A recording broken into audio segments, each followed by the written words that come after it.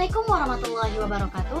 Halo semuanya, perkenalkan nama saya Desa Turina dari kelas 11 IPA 3. Di sini saya akan menjelaskan tentang sistem hormon atau yang disebut juga sebagai sistem endokrin. Apa itu sistem hormon? Mari kita pelajari selengkapnya. Materi yang akan kita bahas adalah pengertian sistem hormon. Sistem hormon atau yang disebut juga sebagai sistem endokrin sesuai namanya adalah jaringan kelenjar yang produksi hormon di dalam tubuh. Hormon sendiri merupakan senyawa kimia tubuh penyampai pesan. Artinya, hormon dan sistem endokrin berperan dalam komunikasi antar sel karena hormon membawa informasi dan instruksi.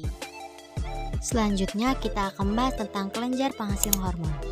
Nah, yang pertama ada kelenjar pituitari atau kelenjar hipofisis yang terletak di bagian dasar otak dan dijuluki sebagai the master gland. Kelenjar ini berperan untuk memproduksi hormon yang bertugas mengatur fungsi berbagai organ dan kelenjar lain. Oke, yang kedua ada kelenjar hipotalamus, yaitu kelenjar yang terletak di dasar otak berdekatan dengan kelenjar hipofisis.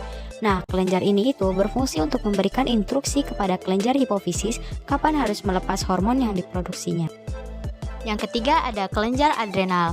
Kelenjar adrenal terletak di atas ginjal, berperan untuk menghasilkan beberapa jenis hormon yang diantaranya ada kelenjar androgen, kelenjar aldosteron, kelenjar adrenalin, dan kelenjar noradrenalin. Nah, yang keempat ada kelenjar tiroid. Kelenjar ini berbentuk seperti kupu-kupu dan terletak di depan leher. Kelenjar ini berfungsi untuk memproduksi hormon tiroid.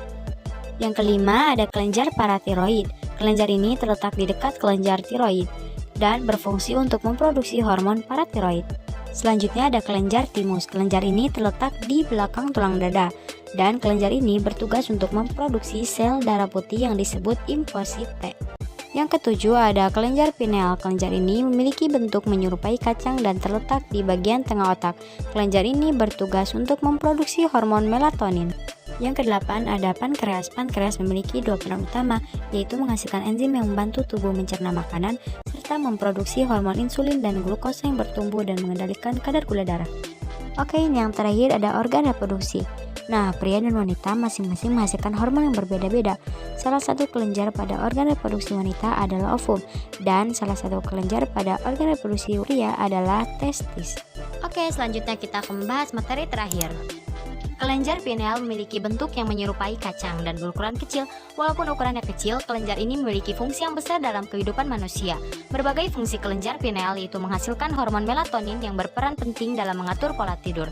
Selain mengatur pola tidur, kelenjar pineal juga diduga memiliki berbagai fungsi lain dalam tubuh, yaitu menjaga kesehatan jantung dan pembuluh darah, mengatur ovulasi dan siklus menstruasi pada wanita, memengaruhi mood dan perubahan suasana hati.